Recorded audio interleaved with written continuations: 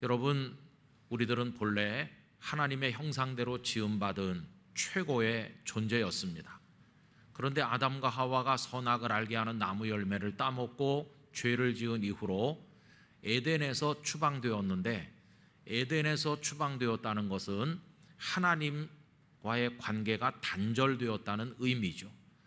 생명의 근원이신 하나님으로부터 떨어지게 되니까 인생들은 생명이 없는 죽음의 존재가 되었고 멸망에 떨어지게 되었습니다.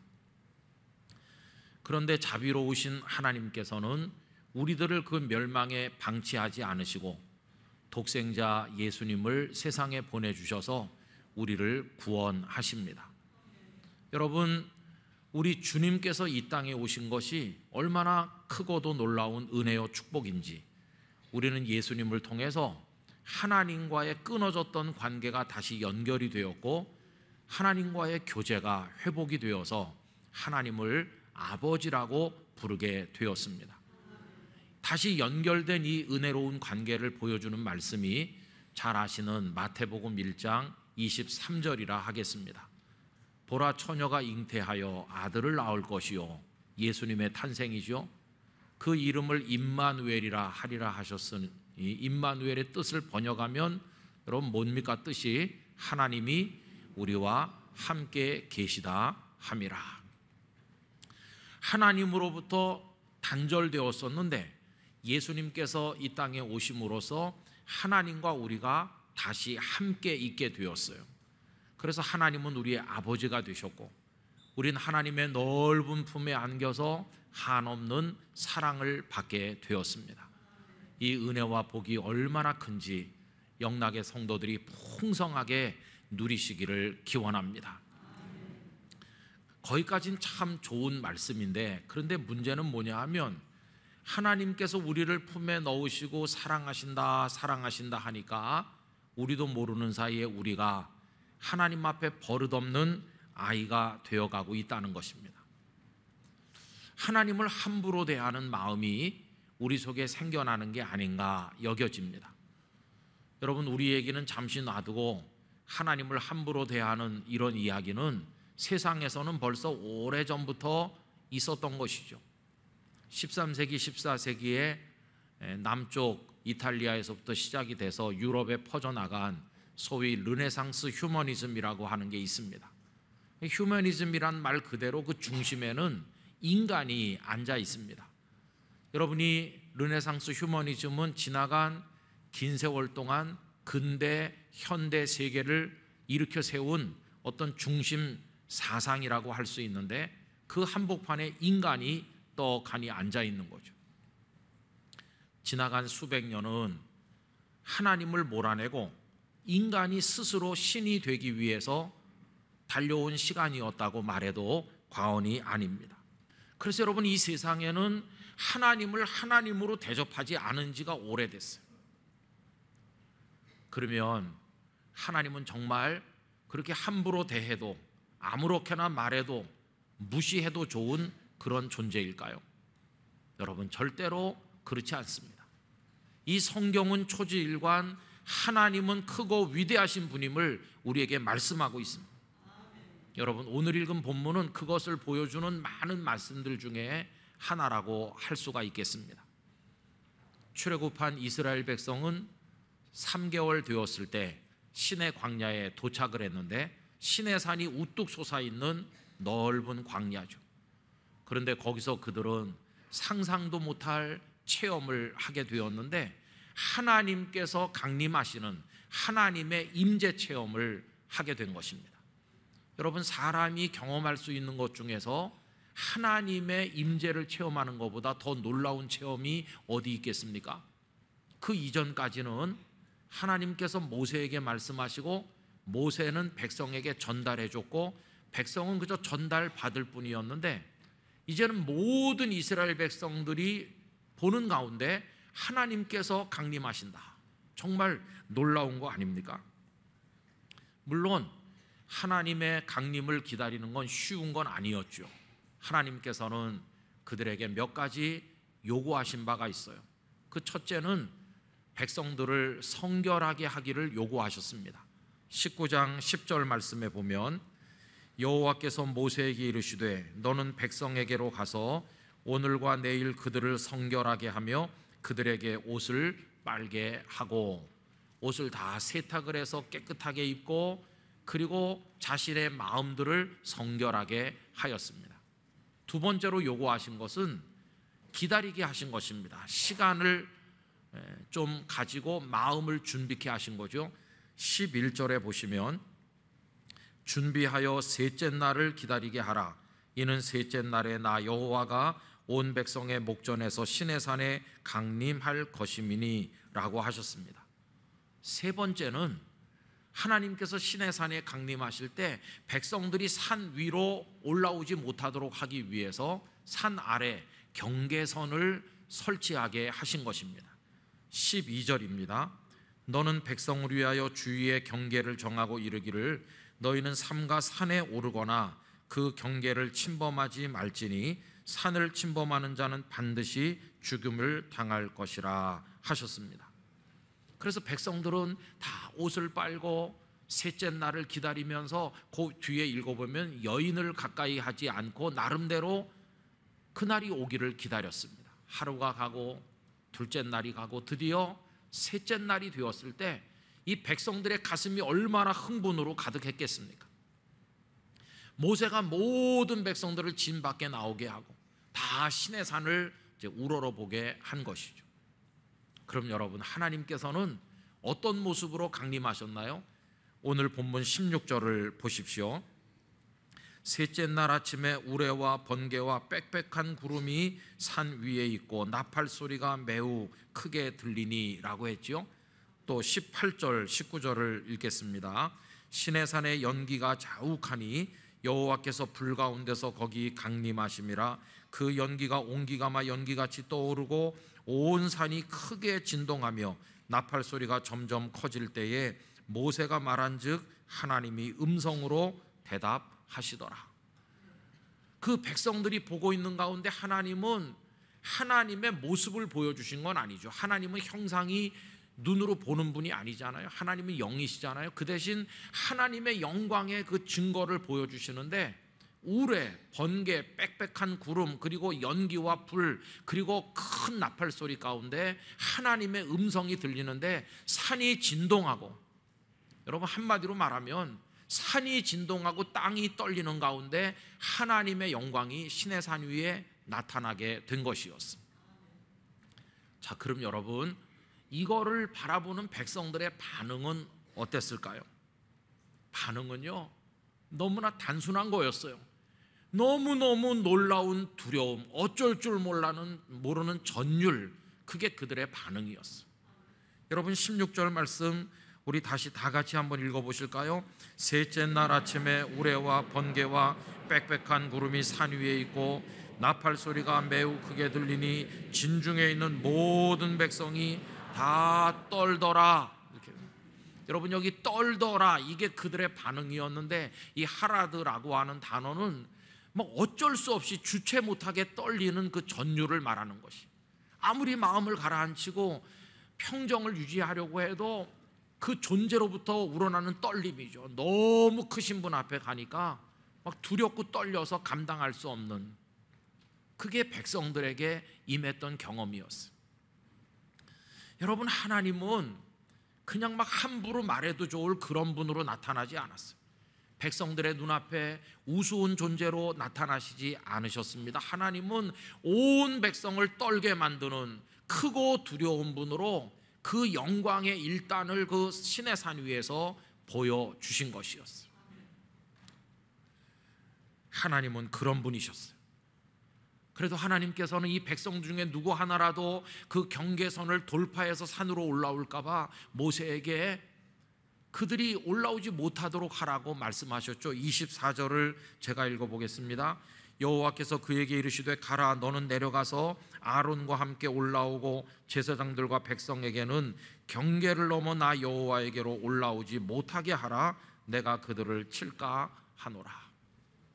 산 위에 형언하기 힘든 모습으로 강림하신 하나님께서 모세에게 백성들이 경계를 넘지 못하게 하라. 그래서 백성들은 산 아래, 산 기슭에 머물러 있어야만 했습니다.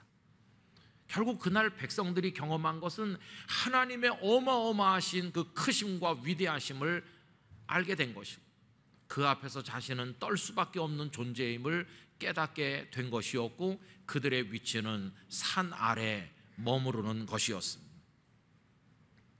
여러분, 하나님은 이런 분으로 나타나셨어요. 그런데 사람들은 어떻게 하고 있나요? 그 경계선을 돌파하여 올라간 지가 오래예요. 다 산 위로 올라가서 하나님이 있는지 보자 그러면서 다 올라가는 거예요. 헬리콥터 타고 산 위에 올라가고, 비행기 타고 더 높이 올라가서 한참 있다가 아무리 찾아도 시내산에 하나님은 없더라 이렇게 말하면서 하나님은 죽었어, 혹은 하나님은 애초부터 없었다 이렇게 말하는 사람들이 넘쳐나고 있습니다. 그러나 여러분, 오늘 본문에 여러 군데 보는 것처럼 시내산이 하나님의 거처인 것은 아니죠. 하나님의 거처를 말할 수 있는 존재가 어디 있겠어요? 하나님은 안 계신 곳이 없으신 무변광대하신 하나님이신데, 시내산에 잠시 그들에게 그 놀라운 모습으로 임하셨을 뿐이지, 시내산 동굴을 뒤지고 시내산 바위 틈을 뒤진다고 하나님이 거기 웅크리고 계신가요? 11절 끝에도 보면 나 여호와가 온 백성의 목전에서 시내산에 강림할 것임이니, 강림하셨을 뿐이지 거기 계신 하나님은 아니시죠. 그런데 사람들은 하나님에 대해서 함부로 말하기 시작하였어요. 하나님께 대해서는 함부로 말하면서 인간 자신은 한없이 축혀 세우게 되었어요. 이 세상의 사람들은 하나님의 영역을 손바닥만큼도 남겨두려고 하지 않아요. 신의 불가침 영역이, 신비의 영역, 거룩의 영역이 있어야 되는데 다 해치고 들어가서 하나님은 없다고 말하게 되었어요. 하나님께 도전하고 있습니다. 하나님의 크고 위대하심을 알아야 경외심도 생기고 그 앞에 무릎을 꿇기도 할 텐데, 그런 마음은 다 사라진 채로 저저마다 다 신이 되어 살고 있는 오늘의 모습인 것이죠. 여러분, 창세기 11장에 하늘에까지 닿겠다고 그러면서 바벨탑을 쌓아 올리다가 무너져 내렸잖아요. 근데 다시 인간이 쌓는 바벨탑이 곳곳에서 올라가고 있는 중이죠. 하늘에 닿기 위해서, 신이 되기 위해서. 여러분, 이제 남은 건 뭘까요? 하나님께서 그 바벨탑을 무너뜨리신 것처럼 지금 이 세대가 쌓아 올리고 있는 바벨탑을 무너뜨리시는 것밖에 남은 일이 없는 건 아닐까요? 그게 곧 세상의 종말이 아닐까, 인류의 끝이 아닐까, 이런 생각을 하면 참 두려움이 많죠. 여러분, 우리는 코로나가 종식되기를, 자연재해가 사라지기를, 이 땅이 평화로운 세상이 되어 지구촌이 살기 좋은 곳이 되기를 저도 기도하고 여러분들도 기도하시잖아요. 그런데 그렇게 기도할 때 마음 한구석에 참 불편함이 있어요. 그 기도를 드릴 수 있는가? 하나님 지금 화가 많이 나 계시는데 뭐가 예쁘다고 지구촌의 재앙을 멈추게 하고 전염병이 사라지게 하고, 뭐가 예쁘다고 이 지구촌을 살기 좋은 곳으로 만들어 주시겠어요? 하나님께서 오늘까지 참아주신 것만 해도 대단한 거죠. 이제 하나님의 손에 이 세상이 진멸당한다고 할지라도 할 말이 없는데, 우리는 코로나도 물려가고 더 잘 살게 해달라고 하는, 더 잘 살아서 뭐 할 겁니까? 더 자기가 신이라고 그럴 게 뻔하지 않습니까? 그래서 그런 기도를 하긴 하지만 참 하나님 앞에 죄송하다, 이런 마음을 가질 때가 많이 있는 게 사실입니다. 자, 그럼 여러분, 세상은 그렇다 치고 하나님을 경외한다고 하는 성도들이 모인 우리 교회는 어떨까요? 전에는 예배당 안에 엄숙한 마음으로 들어와서 자리에 앉으면 하나님의 그 거룩하심과 위대하심이 온몸으로 느껴져서 옷매무새를 바로 하고 고개를 숙이고 죄인이 오늘도 예배하러 왔습니다 그러면서 하나님의 은혜가 임하기를 갈망하는 그런 겸손한 모습들이 우리에게 있었던 것 같은데, 그런 게 한국 교회의 영성 안에 점점 사라져가고 있는 것을 보게 됩니다. 예배는 물론 드리긴 드리죠. 그런데 예배가 끝나기가 무섭게 예배를 드렸다는 그 사람의 입에서 나오는 말과 살아가는 삶의 그 아나무인적인 모습을 보면 이거 하나님을 경외하는지 참 의심스러울 때가 많아요. 하나님 따위는 무시하고 교회를 휘젓는 사람, 함부로 말하는 사람, 교회를 무슨 사유재산쯤 되는 줄 생각하는 사람, 성도들을 마구 대하는 사람이 너무나 많아요. 예배가 끝나면 하나님은 수면 상태로 들어가십니까? 하나님은 골방에 문 잠그고 들어가서 안 나오시나요? 하나님을 너무 무시해요. 여러분, 설교도 그래요. 어떤 설교자의 설교를 들어보면은 마치 하나님의 모든 걸 다 아는 듯이 너무 지나친 자신감으로 말하는 것 같이 느껴져요. 하나님 마음속에 들어갔다 나온 것 같이 그렇게 말하는 걸 보면 저도 설교하는 사람 입장에서 참 불편하다 그렇게 느껴요. 주님 주님 하지만 주님이 안 계신 교회가 많은 게 아닌가 이렇게 생각하기도 해요. 그래서 함부로 행동하는 성도들을 경계하기 위해서 어떤 목사님이 이러더라고요. 하나님이 보고 계셔요. 그러면은 하나도 느낌이 없기 때문에 시퍼렇게 두 눈 뜨고 보고 계셔요. 이렇게 하면 약간 좀 불편해한대요. 여러분, 지금 하나님이 보고 계신 거 아세요?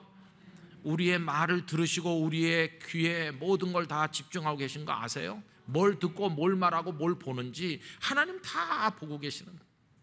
우리부터가 하나님을 너무 무시하고 하나님을 너무 없이 여겼구나. 그런 회개가 지금 우리에게 필요한 것이요. 성도 여러분, 이제 오늘 하나님을 경외하는 사람 1번인데 앞으로 조금 그 2번, 3번 계속 말씀드리려고 해요. 하나님을 경외하는 사람으로 사는 게 뭐냐? 한마디로 말하면 하나님을 경외한다는 그 의미는 하나님을 크고 위대한 분으로 높이고 두려워한다는 뜻이에요. 저는 우리 영락교회 성도들만이라도 하나님을 진심으로 경외하길 원합니다. 하나님 앞에 겸손히 엎드려야 되는 것이에요. 하나님의 성호에 합당한 영광과 찬송과 존귀를 오직 하나님께만 드리시기를 바랍니다. 하나님을 경외해야 되지. 그게 우리 속에 없어진 지가 오래가 아닌가. 여러분, 종교개혁자 마틴 루터는 하나님을 하나님 되시게 해라 그런 말을 했다고 알려져 있는데 사실은 루터 자신이 그렇게 표현한 것은 아니고요. 1947년에 피터 왓슨이라고 하는 영국 신학자가 Let God be God 이란 책 제목으로 책을 냈거든요. 하나님을 하나님 되시게 하라.